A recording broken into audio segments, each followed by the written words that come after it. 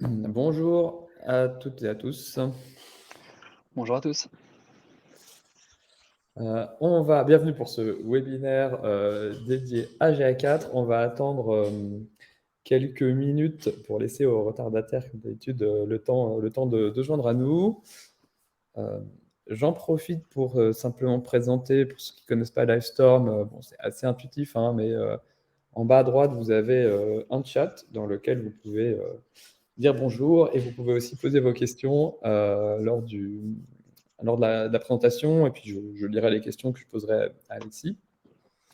Vous avez aussi deux petits onglets, sondages et questions, mais à la limite, utilisez plutôt le chat, c'est le plus simple. Et puis, et ben voilà, et je pense qu'on va démarrer sans plus tarder.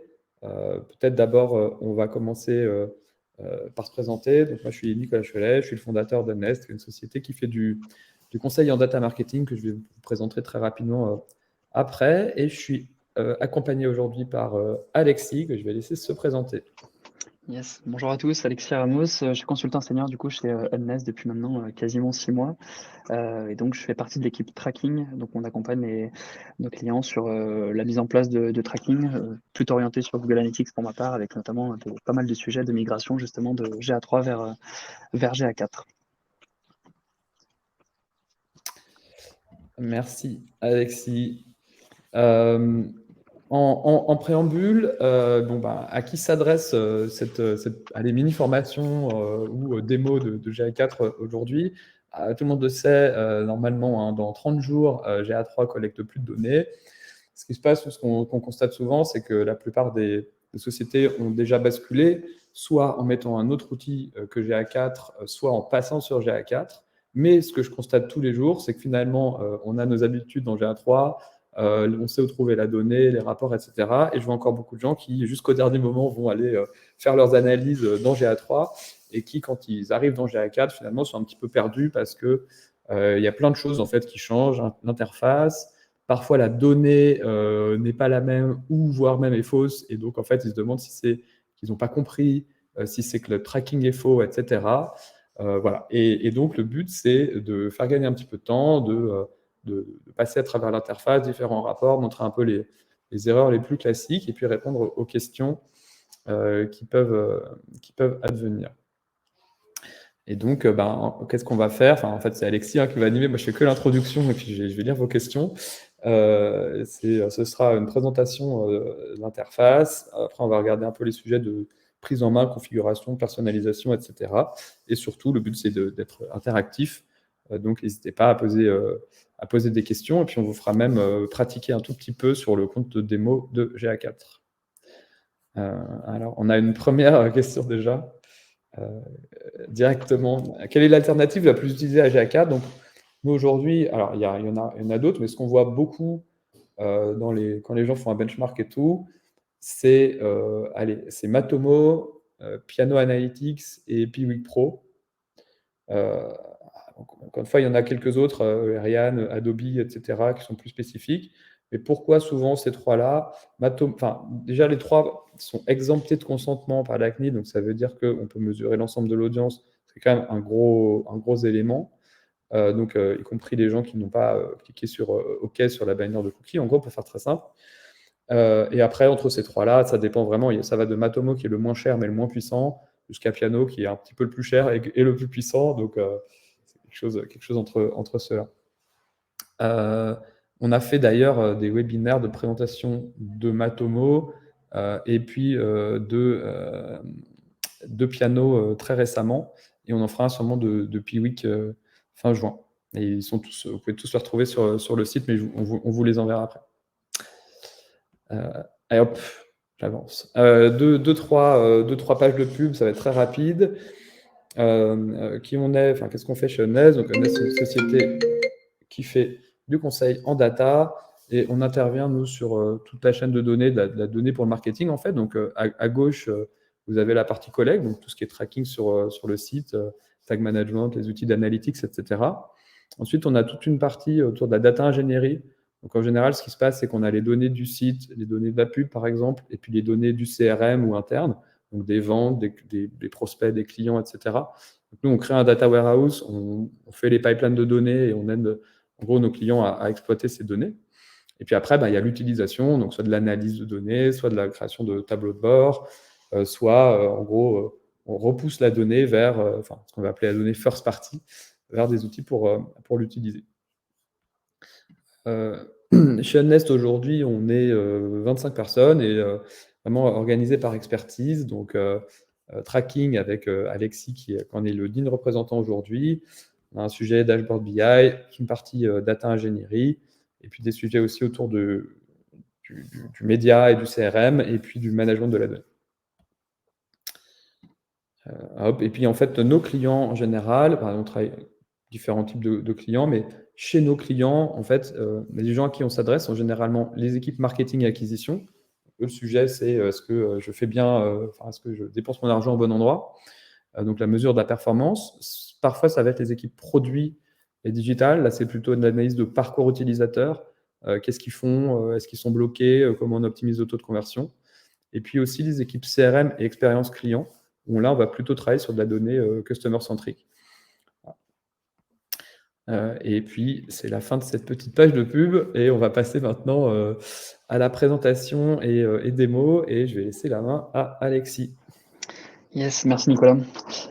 Pour cette partie de présentation, je vais vous proposer, donc on va faire le tour en fait. L'idée c'est vraiment de faire une petite démo de l'outil Analytics GA4 pour un peu présenter l'interface, parcourir quelques rapports, apprendre un petit peu à les appréhender et à les utiliser. Je vous invite pour bien pouvoir bien suivre et aussi pouvoir effectuer des manipulations de votre côté, de vous connecter directement sur GA4, soit sur un compte et une propriété à laquelle vous avez déjà accès, soit en utilisant le compte de démo de Google, qui est un compte de démo GA4 Merchandise Store. Si vous voulez vous connecter, on fera un petit exercice à la fin sur ce compte de démo en particulier pour vous entraîner et voir si vous avez bien compris certains rapports et certaines dimensions. Je pense que Nicolas, si tu as le lien, si tu peux peut-être le remettre parfait dans le chat. Donc le mieux, voilà, c'est pour vous aider un peu à suivre ce que je fais de mon côté et puis vous entraîner déjà à parcourir une propriété et de la donnée GA4. Pour info, on l'avait mis avant de démarrer, mais c'est rarement en live. C'est-à-dire que même malgré le changement, vous n'aurez pas tout de suite en live l'interface en anglais, mais on recommande souvent d'utiliser cette interface directement en anglais plutôt qu'en français pour ne pas avoir de traduction et de choses comme ça et pour qu'on puisse parler la même langue lors de la formation. Je vous conseille de le faire, même si ce ne sera pas forcément effectif pendant ce webinaire. Donc, je vous propose sans plus attendre de directement ouvrir l'interface et naviguer ensemble dans l'interface. Donc, normalement, vous voyez mon écran maintenant. Ici, on est sur une propriété GA4 qui nous appartient, qui est donc une propriété de Nest, qui est sur notre site internet. Donc, voici à quoi ressemble une propriété et une interface GA4 à l'heure actuelle, pour vous montrer et pour ceux qui n'ont encore jamais ouvert de compte GA4.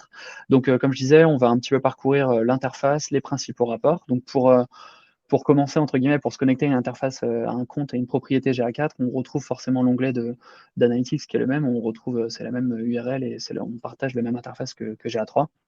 Simplement, la petite différence à bien avoir en compte directement pour entrer dans le vif du sujet. En termes d'architecture, on voit tout de suite que dans un même compte Analytics, on peut avoir différentes propriétés. Dans ces propriétés, on peut avoir des propriétés GA3 et GA4 qui cohabitent. Et donc, les propriétés GA4 ont la particularité de ne pas avoir de niveau de vue qui existait sur Universal Analytics, ce qui n'existe plus maintenant sur GA4. Donc, on a simplement un niveau compte et propriété. Donc quand j'arrive dans cette propriété, donc nous on est sur Nest GA4. Pour ceux qui se connectent au Merchandise Store, on peut retrouver la même chose. On a le GA4 Google Merch Shop qui est la propriété GA4 du compte de démo de Google. Donc vous retrouverez exactement les mêmes choses sur ce compte-là. Je vais naviguer sur le nôtre, mais n'hésitez pas à suivre de votre côté sur l'autre propriété. Rapidement, pour le tour d'interface, quand on arrive sur une interface GA4, on a un menu à gauche qui s'étend, qui nous redonne les 4 éléments principaux dans GA4. Une partie Home qui existait déjà côté GA3, encore qui ne va pas avoir des des rapports très détaillés, mais qui va plutôt nous permettre d'avoir quelques chiffres clés et surtout un accès vers d'autres rapports et d'autres pages de rapports. Donc un petit raccourci entre guillemets vers ces pages de rapports. Mais on va plutôt avoir tendance à utiliser l'onglet d'en dessous, qui est l'onglet rapport, qui est en fait un onglet qui va vous emmener vers une page qui ressemble un peu plus à ce que vous avez l'habitude de voir côté Universal, GA3. J'utilise un peu les deux, on a l'habitude de les nommer de ces deux façons-là. Donc l'ancienne version, où on retrouve un petit peu l'architecture qu'on avait, qui ressemble beaucoup à ce qui existait déjà chez GA3, donc avec une partie temps réel, une partie acquisition qui existait aussi chez GA3, une partie engagement qui ressemble et qui fait écho à la partie behavior de GA3, une partie monétisation qui est en fait l'équivalent de la partie e-commerce, grosso modo, de la partie GA3, encore une fois, et une partie utilisateur qui ressemble à la partie audience de GA3. Donc c'est ici qu'on va retrouver en fait l'ensemble des rapports de GA4. Il y en a beaucoup moins que ce qu'il y avait auparavant dans Universal Analytics. On va retrouver quelques rapports existants et on va faire le tour justement juste après de certains qui nous paraissent importants, qui sont ceux qui sont souvent utilisés aussi côté GA3, donc la partie acquisition de trafic, la partie engagement, behavior avec les événements, les pages vues, etc. Donc on refera le tour un petit peu de ces éléments-là. Avant de rentrer dans ce détail-là, pour finaliser un peu le tour du menu, on a une partie Explore toujours dans le menu à gauche de GA4.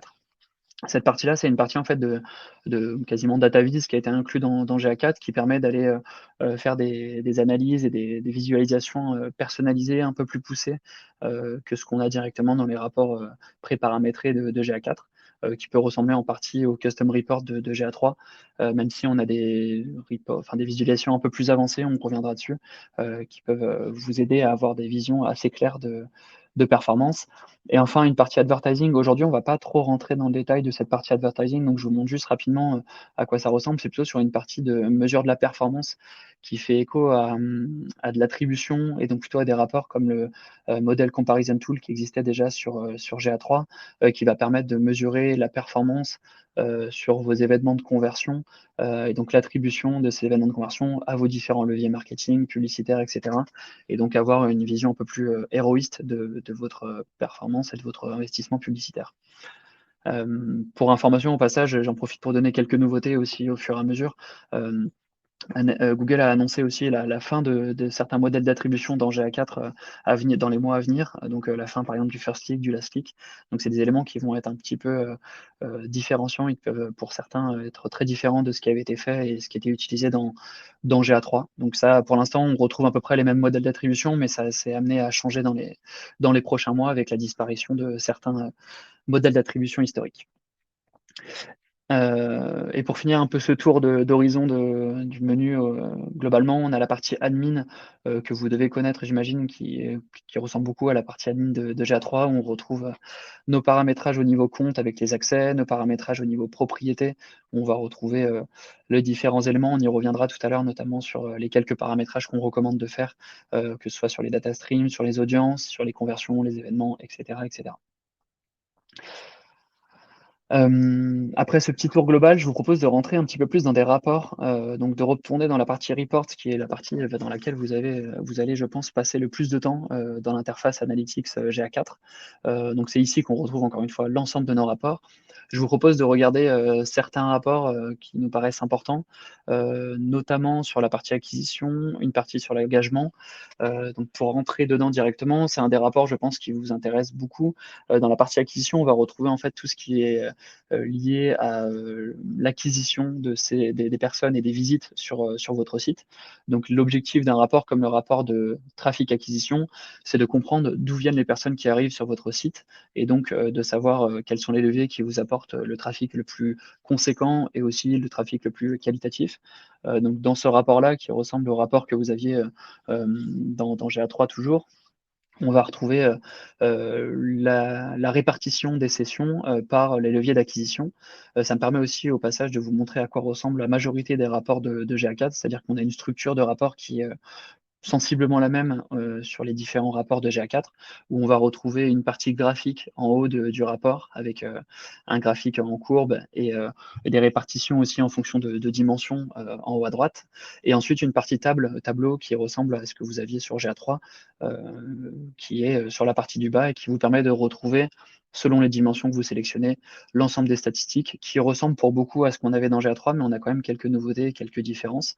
Donc on retrouve la notion d'utilisateur, de session, qui à peu de choses près ressemble beaucoup à ce qu'on avait dans GA3. On a des définitions qui sont un petit peu différentes, notamment sur la partie session. Je ne reviens pas forcément dans le détail là-dessus, mais sachez que la comptabilisation des sessions est un petit peu différente entre GA3 et GA4. On vous montrera comment comparer ça et se rassurer sur ces écarts qui existent et qui existeront toujours. Et ensuite, on retrouvera des informations un petit peu différentes et un petit peu nouvelles, notamment la partie de sessions engagées et d'engagement rate, qui est une nouveauté de GA4 par rapport à GA3, qui est un petit peu l'héritier du bounce rate. C'est une donnée qui vous permet de savoir, en fait, parmi toutes les sessions qui sont arrivées sur le site, lesquelles ont été engagées avec votre site, c'est-à-dire est-ce qu'elles ont la définition d'engagement, c'est une session qui dure au moins 10 secondes ou qui fait plus de 2 pages vues ou qui fait un événement de conversion. Je reviendrai un peu sur la différence entre événement et conversion. Mais en tout cas, voilà, retenez que cette notion d'engagement rate, c'est un petit peu l'inverse du bounce rate qui existait dans GA3, qui était très utilisé, et donc qui vous permet de mesurer la qualité du trafic qui est apporté par vos différents leviers. Peut-être juste une aparté.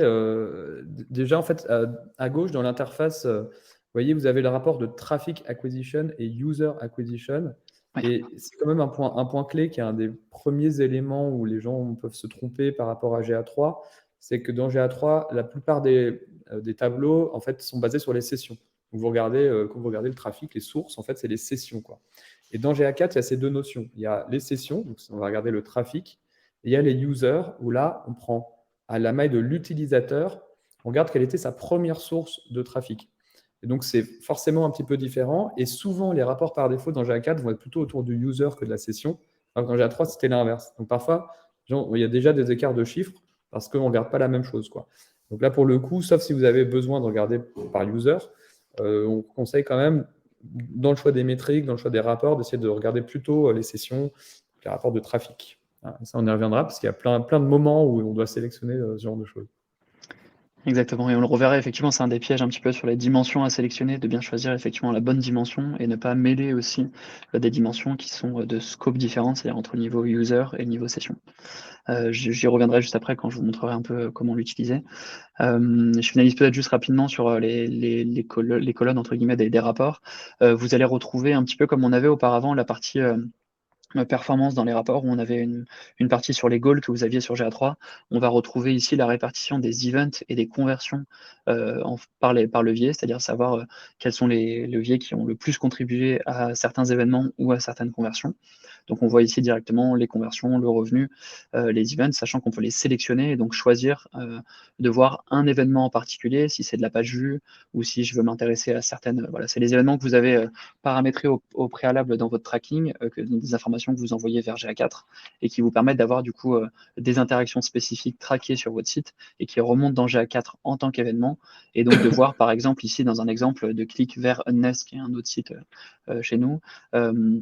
L'idée ici, c'est de voir que au total, sur les 44 événements, je peux voir que c'est en grande partie l'organique qui participe à la réalisation de ces événements.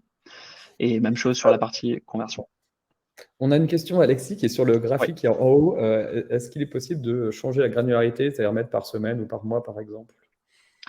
Oui, alors je crois pas que ce soit possible. Pour ça, je crois pas là-dessus. C'est là où la personnalisation de ce rapport-là n'est pas si simple, et c'est là où souvent, quand on va vouloir fouiller ces éléments-là, on va souvent sortir de ces rapports-là, que ce soit sur l'Explore, sur Looker Studio ou sur la customisation des rapports, parce que même en mettant sur une période plus longue, la courbe va simplement s'allonger, donc ce sera pas forcément. Ça, c'est un point important, c'est qu'en fait, Ouais. effectivement, honnêtement, les graphes, ils sont vraiment mauvais. Parce qu'en fait, il y a deux choses que vous ne retrouvez pas, qui paraissent pourtant assez évidentes, qui sont, si vous voulez juste une courbe du nombre de visites par jour sur votre site, honnêtement, vous aurez du mal à la faire dans l'interface de base, dans les rapports, parce qu'en fait, vous en avez une dans la home, mais c'est les users et pas les sessions. Dès que vous rentrez dans des rapports, vous avez des splits par source. Et la deuxième chose, c'est la granularité. Et donc, c'est pour ça que c'est vrai que souvent, on se retrouve à aller dans soit Explorer, soit faire des dashboards dans Looker Studio, avec le connecteur natif par exemple, ou faire des analyses à côté, parce qu'on ne retrouve pas des éléments quand même assez essentiels. Et autant il y a des choses qui se customisent, autant il y en a qui ne se customisent pas, et notamment les graphes, quoi. Ouais. Exactement, donc malheureusement, ce sera pas forcément ce sera pas forcément le possible ici. Sur la partie, utilisation du rapport, je pense qu'on a fait un petit peu le tour.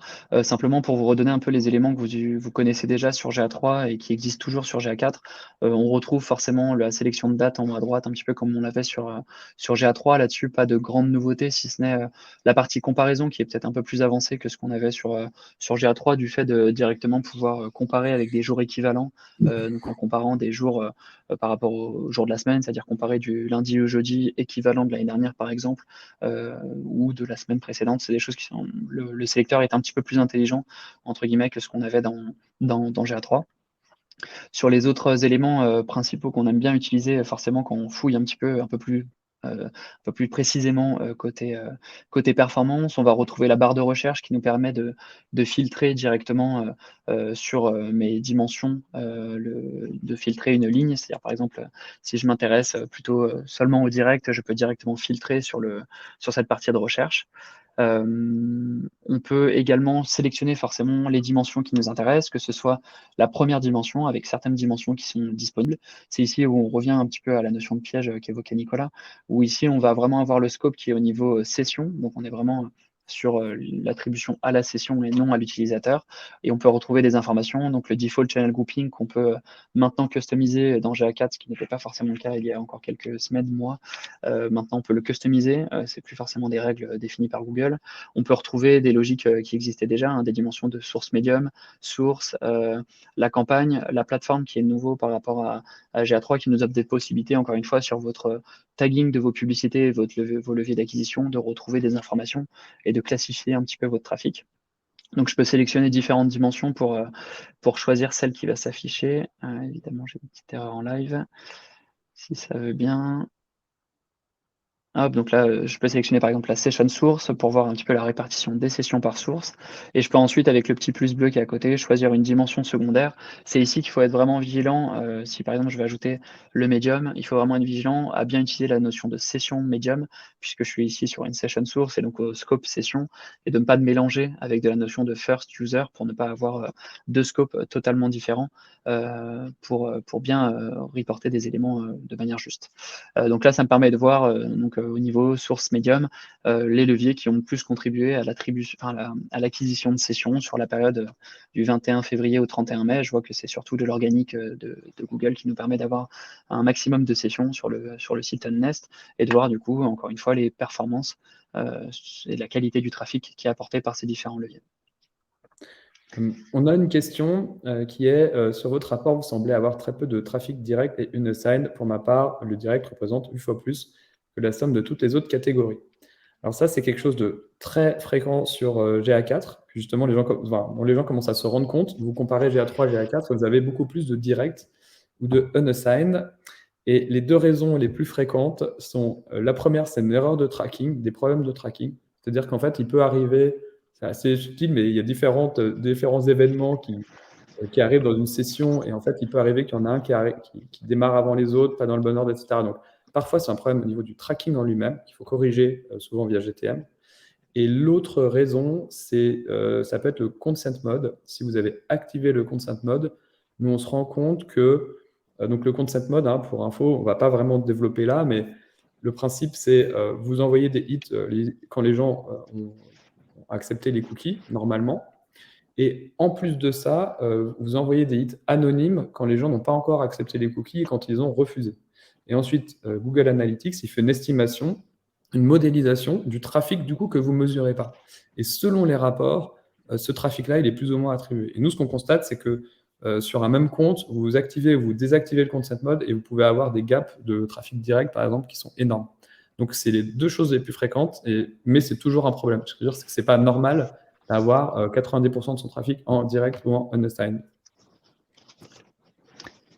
Alors, après une question, le modèle GA4 étant grandement basé sur la maille user, y a-t-il toujours un sens à réfléchir avec la maille session pour profiter un maximum de GA4?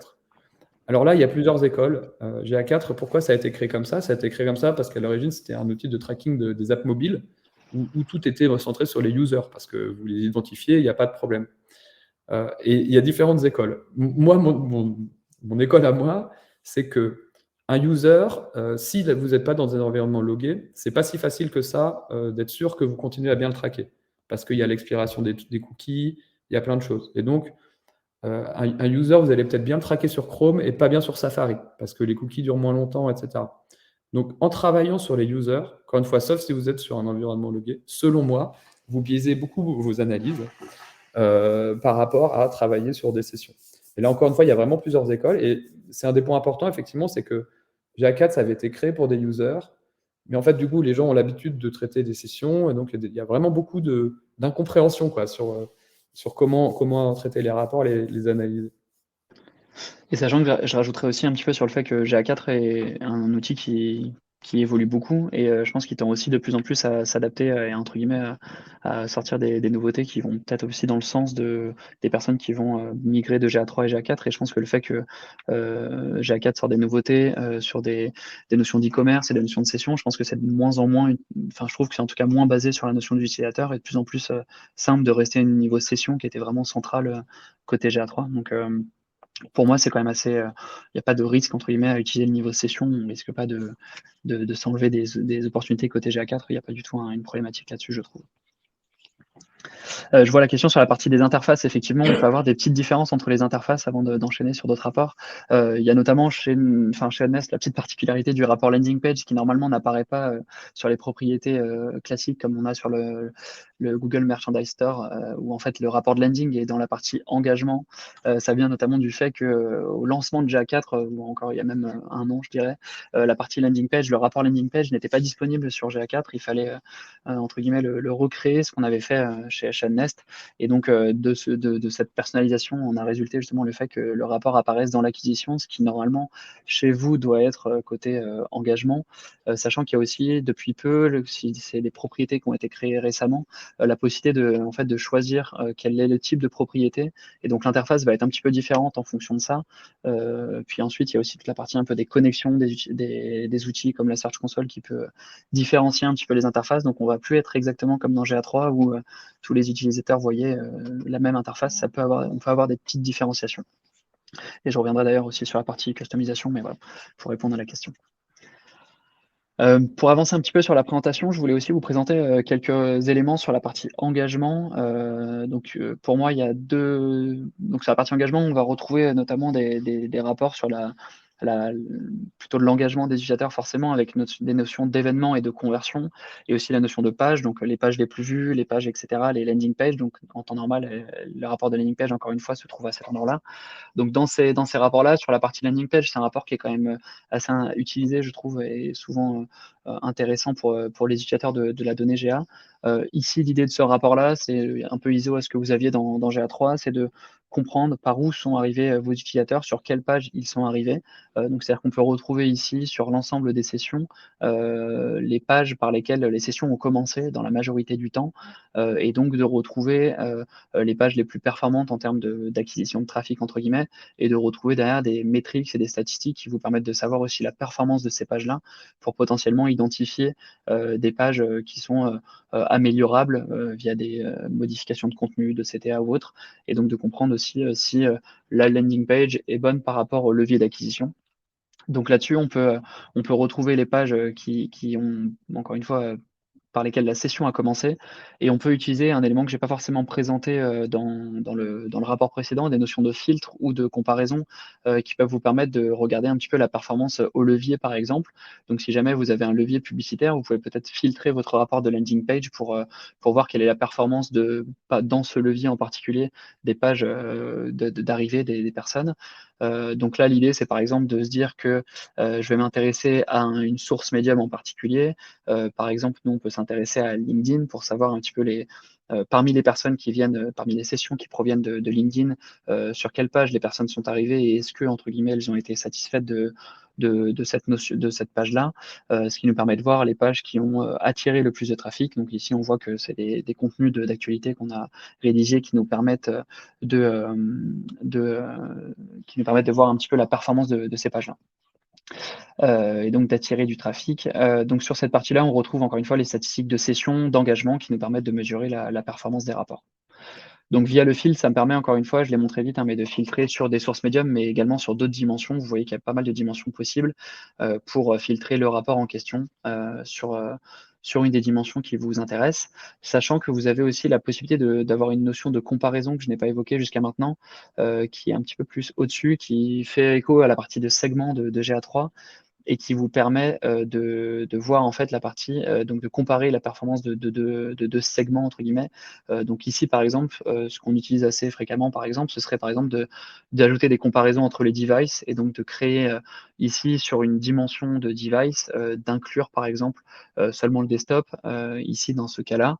Et donc en appliquant ma comparaison, je vais avoir en fait l'ensemble de mes rapports qui vont comparer. Donc dans notre cas, on a un paramétrage seulement sur du desktop, donc c'est pas forcément très visible ici, mais en tout cas de comparer la performance entre mes deux leviers, qui est d'un côté tous les utilisateurs, de l'autre seulement le desktop. On pourrait par exemple créer un segment mobile, un segment desktop. Et l'avantage de ces segments-là, entre guillemets, c'est ils se maintiennent quand je navigue dans l'interface GA4 et donc ils vont me permettre d'avoir l'ensemble de mes rapports splittés entre ces deux segments et donc de voir les différentes statistiques, dimensions qui m'intéressent sur ces deux segments en comparaison et donc d'identifier rapidement des différences de performance ou des écarts de performance entre ces deux segments. Donc, encore une fois, il y a pas mal de dimensions que vous pouvez utiliser dans ces segments. La petite différence avec GA3, c'est qu'on ne peut pas forcément sauvegarder ces segments pour les réutiliser facilement par la suite. Mais en tout cas, c'est quelque chose qui peut nous permettre en live de comparer des segments et ce qui peut être assez intéressant. Voilà pour la partie landing page. C'était à peu près ce que je voulais vous montrer. Sur la partie des événements, qui est un des rapports centrales, donc je vais encore une fois dans la partie engagement, événements. Ici, on est dans l'élément central de GA4, puisque le modèle de données a été modifié un petit peu entre GA4 et GA3. Les événements, c'est l'élément central de GA4. Chaque interaction avec votre site est un événement, là où dans l'Universal, on avait différents types de hits qui partaient vers GA3. On pouvait avoir de la page vue, des événements, on pouvait avoir des achats, etc. Là-dessus, on va avoir tous les éléments qui sont centralisés sur un événement et donc on va avoir le rapport d'événement qui va nous permettre de monitorer un petit peu les différentes interactions que font les utilisateurs sur votre site en fonction du tracking que vous avez mis en place et donc de pouvoir monitorer ces interactions directement dans l'interface. Donc vous allez avoir en fait l'ensemble des événements qui vont remonter ici, dans ce rapport-là, avec des événements qui sont des événements natifs, automatiques entre guillemets dans GA4. Donc une fois qu'on met en place le tracking GA4, on remonte des notions de page vue, des session start, donc à chaque début de session, des user engagement qui font écho à l'engagement dont j'ai parlé précédemment. On peut aussi avoir du tracking un petit peu automatique, on peut activer, désactiver sur la partie scroll, sur la partie formulaire. Sur la partie vidéo, clic externe, c'est des éléments qui peuvent être traqués automatiquement par GA4, ce qui est un petit peu nouveau et qui peut faciliter parfois le tracking. Et ensuite, tous les événements que nous, on met en place, souvent via Google Tag Manager, via du tag management, pour envoyer des informations et donc remonter les événements interactifs qui nous intéressent dans l'interface GA4. Donc dans ce rapport-là, on va retrouver le nombre d'événements, les utilisateurs qui ont fait ces événements-là, le nombre d'événements par utilisateur et le revenu si jamais on a un événement qui a une valeur marchande, entre guillemets, une valeur e-commerce, qui peut remonter dans ce rapport-là. Un des éléments qui est important, c'est que donc on envoie des événements côté tracking, mais on peut envoyer aussi des paramètres dans ces événements qui sont les équivalents des dimensions de GA3 pour reparler un peu dans le langage classique. On peut voir du coup pour chacun des événements, si je choisis par exemple un événement clic vers Nest en cliquant directement sur le nom de l'événement, je peux voir un rapport dédié à cet événement-là qui me permet de suivre un petit peu le nombre d'événements dans le temps de cet événement en particulier, sachant que je peux naviguer entre les différents événements. Et je peux aussi, ce qui peut être intéressant, c'est voir directement les paramètres qui vont être disponibles avec avec cet événement en particulier. Donc, c'est les paramètres, encore une fois, les dimensions qui permettent d'affiner un petit peu et de personnaliser cet événement-là.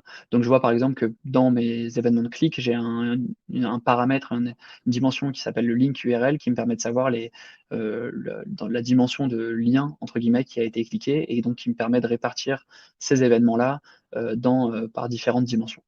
Donc c'est quelque chose qui peut être intéressant, j'y reviendrai, il faut aussi bien, déclarer ces dimensions, comme on le faisait dans GA3, je reviendrai après dans la partie paramétrage. Sur la partie e-commerce, c'est quelque chose qui est intéressant si je bascule côté, merchandise store. Par exemple, si, je parle du, view item qui est l'événement de vue d'une page produit, vue détaillée d'une page produit. Le compte de démo est pas parfait, vous voyez bien qu'il y a des petites variations, on maîtrise pas du tout cet élément-là, mais ça vous permet de voir, certains éléments, donc les paramètres par exemple de page title, on n'a pas forcément les infos, elles doivent être quelque part, les infos items ne sont pas forcément renseignées, mais on doit retrouver, hem normalement, les éléments de produits qui ont été, dans l'événement, donc l'ID du produit, le nom du produit et cetera, et dans d'autres événements type, achat, on retrouve aussi le type de paiement, le type de livraison. On retrouve, voilà, tous les paramètres qu'on peut envoyer avec les événements qui permettent d'affiner un petit peu et de compléter, personnaliser les événements et donc d'avoir plus d'informations sur l'événement qui a été réalisé. Tout ça, évidemment, ça dépend de votre tracking à vous et de ce que vous avez mis en place, côté, tag management et tracking avant que ça remonte côté GA4. Alexis, on a une question qui concerne effectivement l'e-commerce, qui est comment faire pour récupérer le CA par landing page. Alors déjà, il faut avoir activé dans son tracking la partie e-commerce et après, Mmh. dans les rapports, du coup, Alexis va pouvoir vous montrer. Donc là, oui, effectivement, je me suis remis sur le merchandise store parce qu'effectivement, sur notre propriété, on l'a pas forcément. Mais normalement, si vous avez bien paramétré votre événement de purchase, qui est l'événement de transaction de GA4, avec une value qui est à l'intérieur et la devise qui est bien renseignée, vous devriez retrouver du coup votre CA dans GA4. Et donc la répartition dans le rapport de landing page, vous devriez retrouver votre notion de revenu dans ce rapport-là, qui vous permet de savoir pour les sessions qui ont converti et donc apporté du revenu, quelle est la répartition de ce revenu en fonction de la landing page, en question. S Attention aussi sur la partie, normalement dans la majorité des sites, c'est le purchase qui a une valeur, mais soyons vigilants tout de même à la partie des conversions qui peuvent générer de la valeur. Logiquement, la différence ne doit pas être faite, le total revenu doit bien être dépendant du purchase, mais il peut y avoir aussi d'autres événements type, ajout panier ou autre sur lequel vous voulez renseigner de la valeur. Hem Pour avoir des reports sur cette valeur-là, vous pouvez du coup un petit peu sortir de ces rapports préfets, soit encore une fois dans Explore, dans Looker, pour aller voir aussi, la valeur d'ajout au panier sur la période ou la valeur de vue de panier sur la période et cetera, et donc de voir d'autres, «revenus» entre guillemets, si je peux dire, même si c'est pas un revenu validé, pour aussi voir la performance des différents leviers, pages ou autres, les dimensions qui vous intéressent.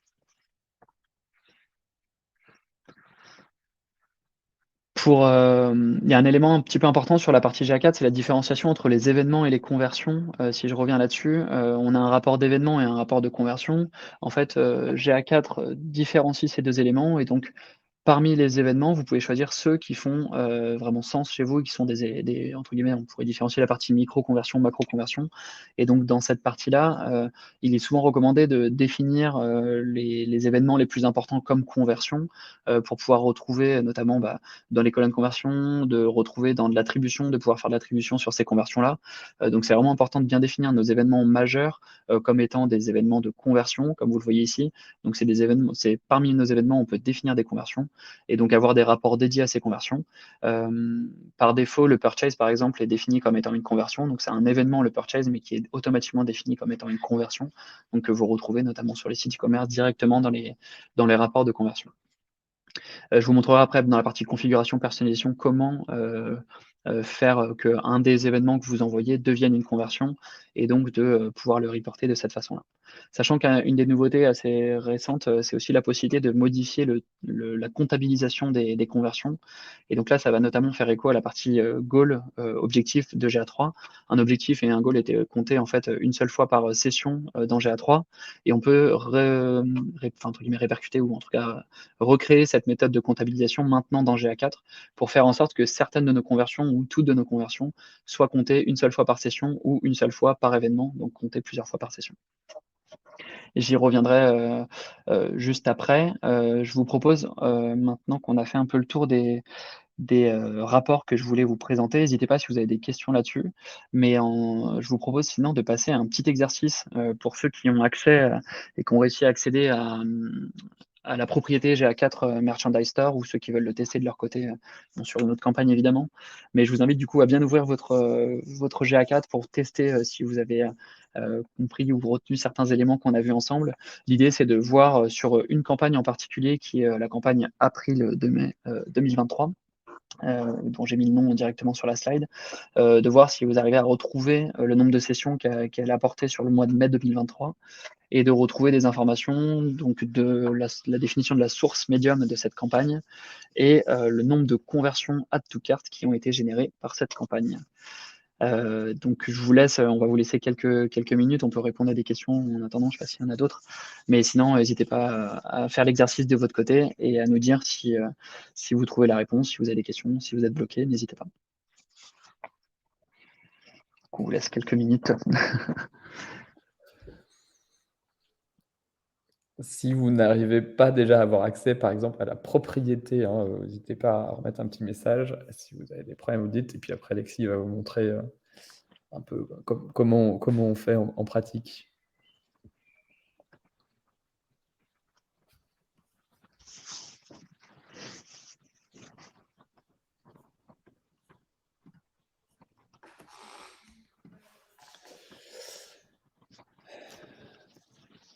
On a une question qui est: comment obtenir le taux de conversion global du site? Yes, la partie taux de conversion et notamment, enfin, toute la partie un peu des ratios, c'est quelque chose qui n'est pas directement disponible dans l'interface, mais qu'on peut choisir de paramétrer. C'est des métriques qui existent et qu'on peut ajouter via de la customisation. J'y reviendrai juste après à l'exercice pour ajouter ces informations-là dans les rapports. Et sinon, encore une fois, vous avez la possibilité de le faire directement dans Explore ou dans Looker Studio. Je vous remontrerai cette partie un peu plus.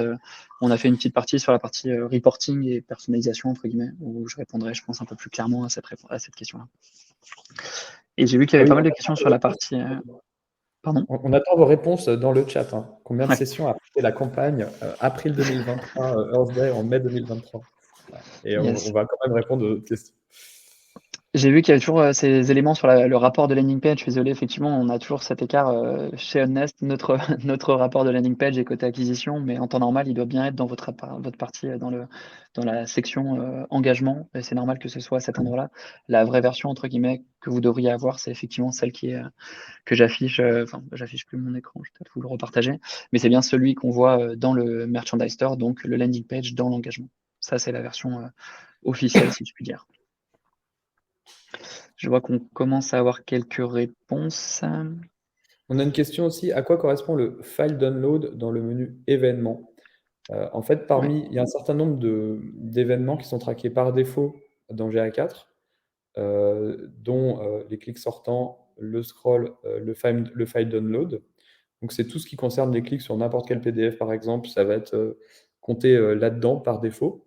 Il y a une petite subtilité qui est que par défaut, c'est traqué, mais si vous n'allez pas configurer les custom dimensions qui vont bien, vous ne récupérez pas les informations dans l'interface, notamment pour savoir quels liens ont été cliqués. Et ça, je pense que c'est ce que va me montrer Alexis juste après.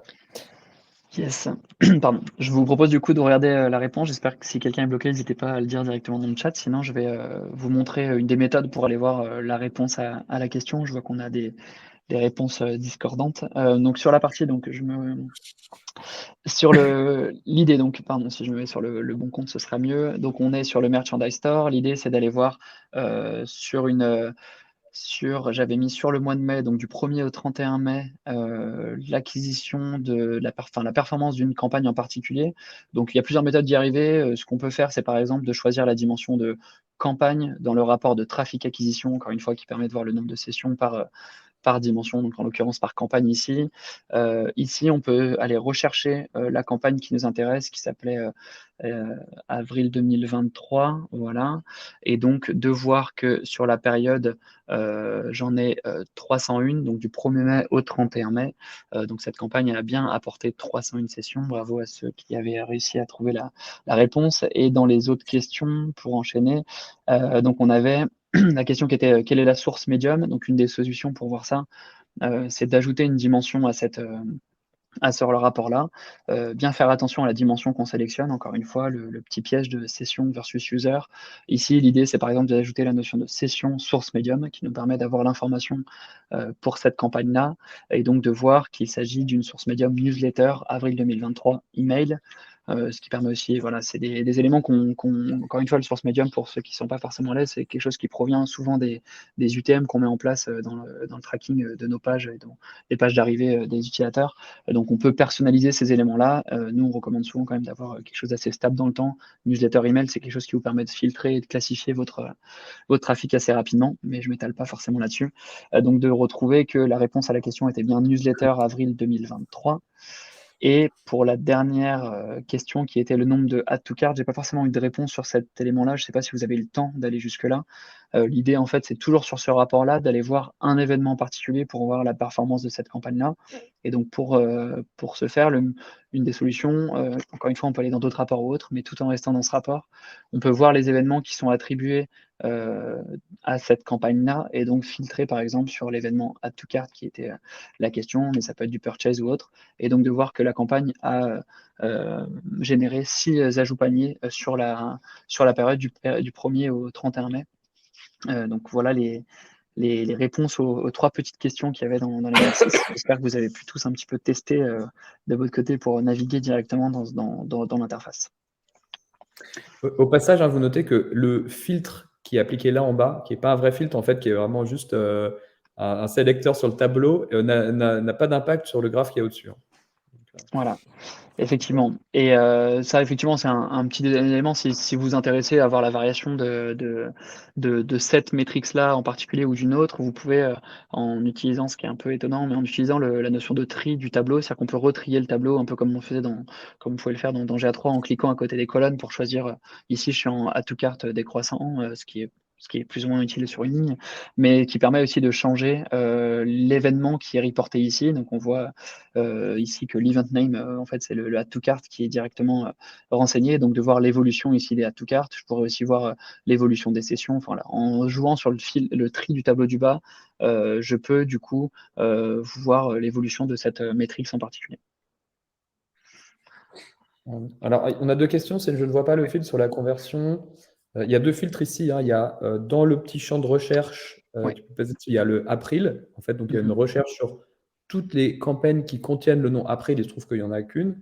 Et il y a un deuxième filtre qui est à droite du tableau, dans le Event Count ici, où en fait Alexis a sélectionné l'un des événements, en l'occurrence Add to Cart.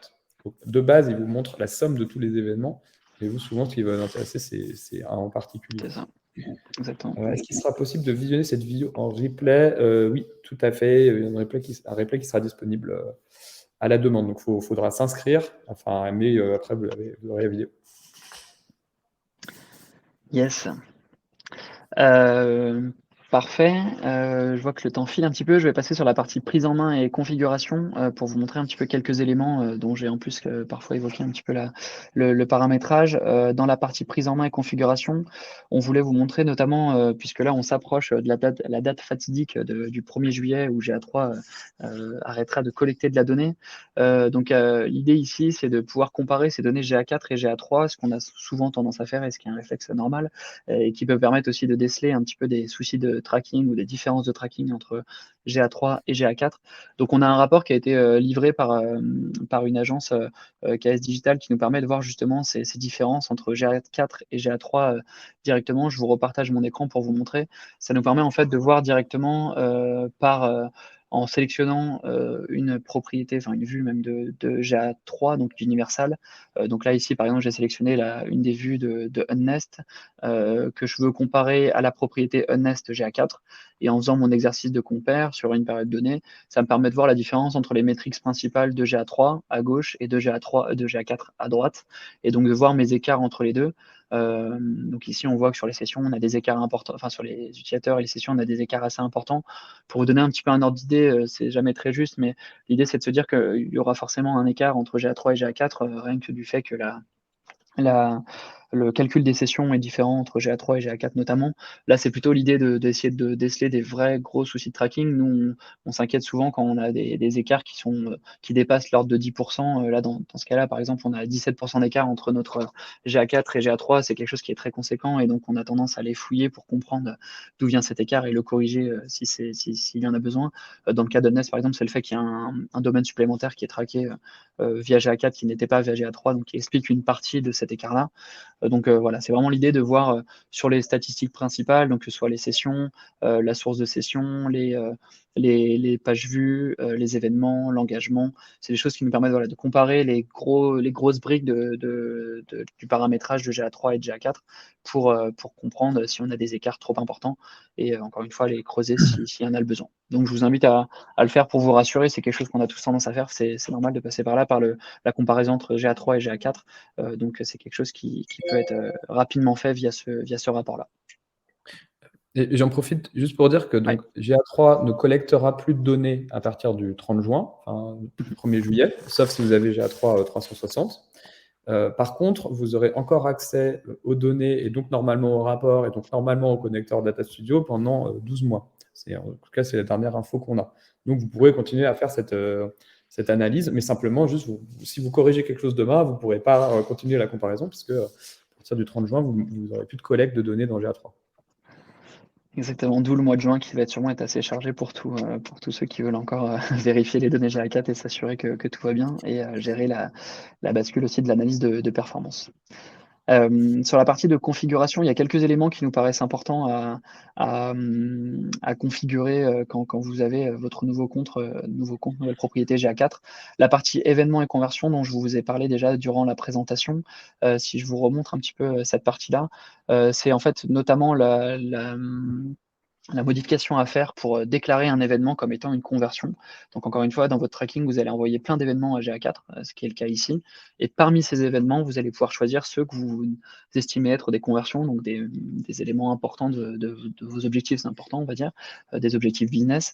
L'idée, ça va être de les marquer directement comme conversion, comme vous le voyez sur l'écran en haut à droite, marqué as conversion. Donc on voit qu'ici, chez Nest, on a le clic qui est marqué comme conversion, le page vue d'une page en particulier qui est marqué comme conversion. Et donc ça va faire que cet événement ou ces événements vont devenir des conversions dans GA4 et donc devenir des éléments principaux et donc majeurs dans le reporting et d'avoir encore une fois de l'attribution, des choses comme ça qui peuvent vous aider dans la mesure de la performance toujours. Et l'autre élément que je voulais vous montrer qui est assez récent, mais qui est très intéressant, notamment pour ceux qui voudront dans le futur, en tout cas dans les quelques semaines qui restent, comparer GA3 et GA4, c'est sur la notion de comparaison entre le goal de GA3 et les conversions de GA4 qui peuvent être entre guillemets l'équivalent des goals des conversions. Encore une fois, comme je vous disais tout à l'heure, les goals de GA3 étaient comptés une fois par session. Ici, on peut modifier dans GA4, puisque ici, on va compter une fois par événement. De base, les événements sont envoyés à chaque fois. Dans une conversion, on va pouvoir changer la manière de compter la conversion et donc de compter soit une seule fois par événement, donc en avoir plusieurs par session potentiellement, soit une seule fois par session, et donc ce qui va un peu plus se rapprocher de la définition d'un goal de GA3 et donc de se rapprocher potentiellement de ce que vous aviez jusqu'à maintenant dans votre analyse de performance.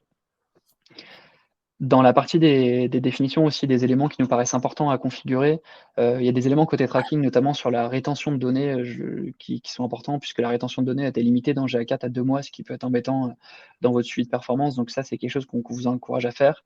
Et sur la partie personnalisation, on a une partie de custom dimension qui ressemble aussi à ce qu'on devait faire dans GA3. Donc c'est l'idée de bien définir et déclarer les dimensions que vous ajoutez dans votre tracking sur chacun des événements.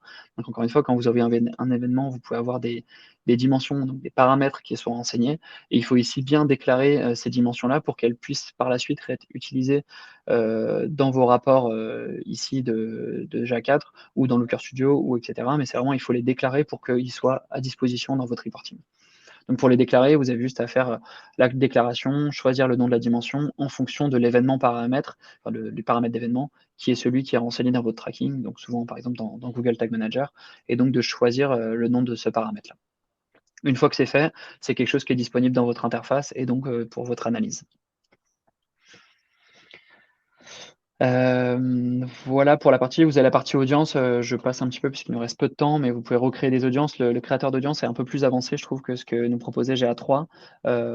Et donc on va avoir notamment des notions de séquençage qui sont assez avancées, qui permettent de faire quasiment des parcours utilisateurs sur une session entre, la suite d'événements, la suite de pages, qui peuvent faire des audiences assez poussées, par exemple pour votre, derrière votre, dispositif, ads, Google Ads, enfin en tout cas dans votre partie publicitaire.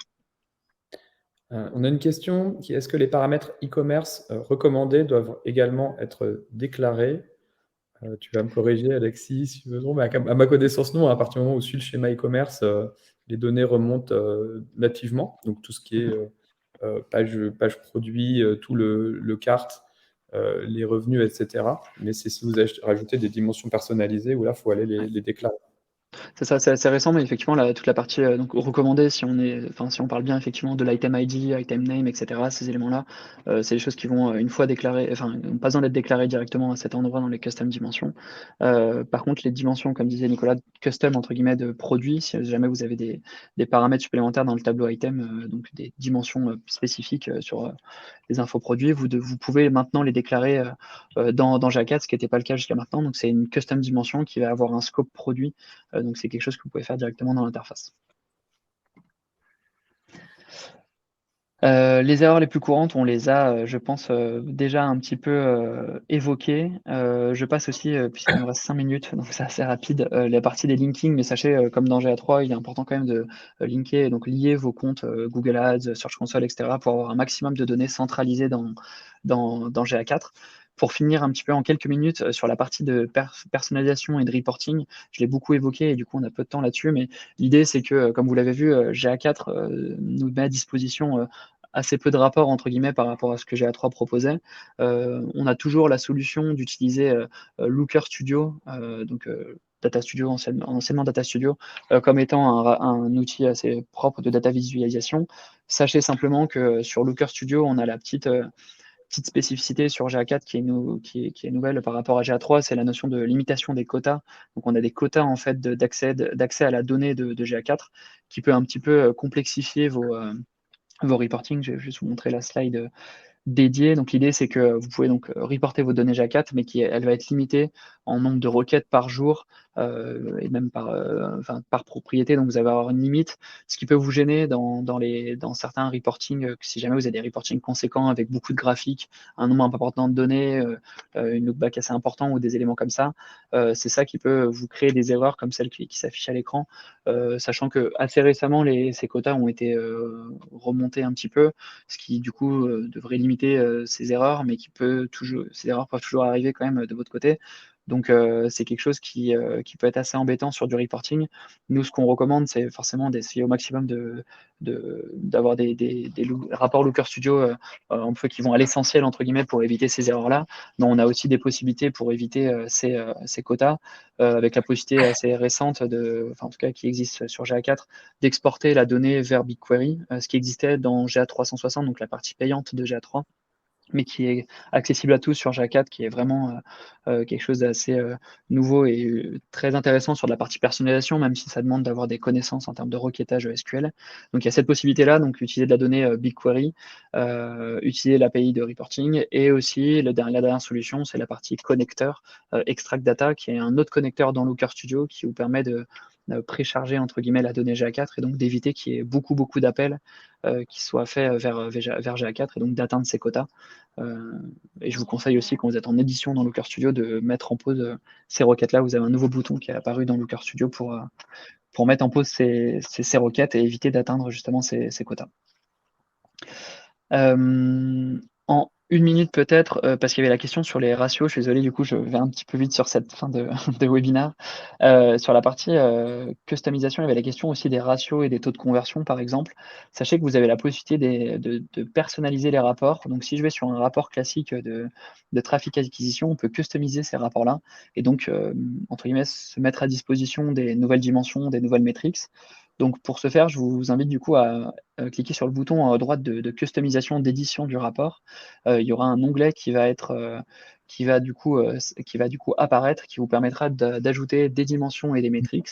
Donc dans le cas la question qui avait été posée, c'était notamment la notion des ratios. Alors je crois que c'est notamment le conversion rate, je crois, qui avait été évoqué. Donc toujours en différenciation session et utilisateur, on a la notion de conversion rate, mais on a, comme vous le voyez, aussi la notion de bounce rate. Donc si jamais je veux les voir apparaître dans mes rapports, donc je peux les ajouter directement. Donc je vais les ajouter ici, j'ai ajouté session conversion rate et le bounce rate.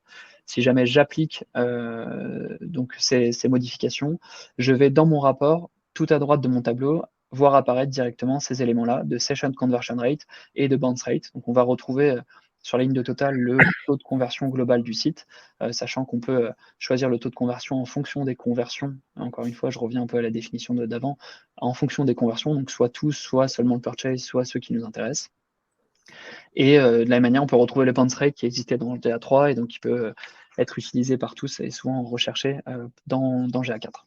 Sachant qu'une fois que j'ai fait cette modification, donc on est en live entre guillemets, donc cette modification, elle peut être supprimée ou elle peut être sauvegardée, c'est-à-dire que je peux sauvegarder ce rapport pour modifier la vue de ce rapport par défaut, ou alors le sauvegarder comme étant un nouveau rapport pour avoir un peu un rapport personnalisé dans GA4.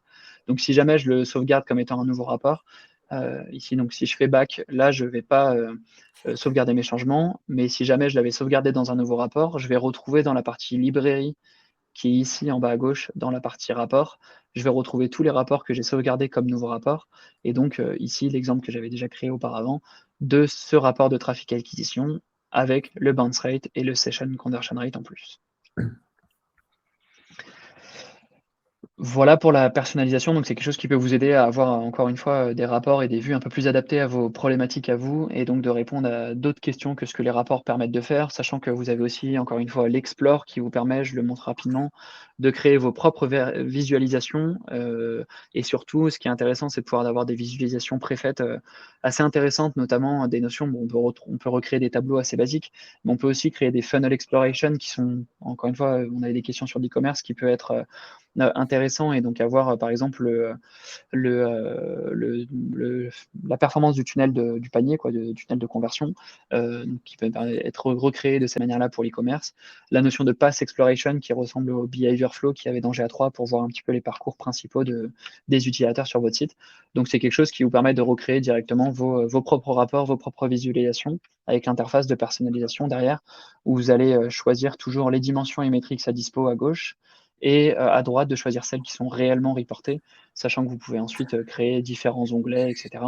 Je n'ai pas forcément le temps de tout vous montrer, mais voilà, c'est quelque chose d'assez pratique pour créer des rapports assez avancés et un peu plus personnalisés que ce que vous avez dans les rapports par défaut. Voilà, je pense qu'on a déjà un petit peu débordé, donc je vais Nicolas te relaisser la parole pour finaliser, entre guillemets. Si jamais il y a encore quelques questions, peut-être en plus, n'hésitez pas. On peut prendre quelques minutes en plus, peut-être. Oui, alors on a une question.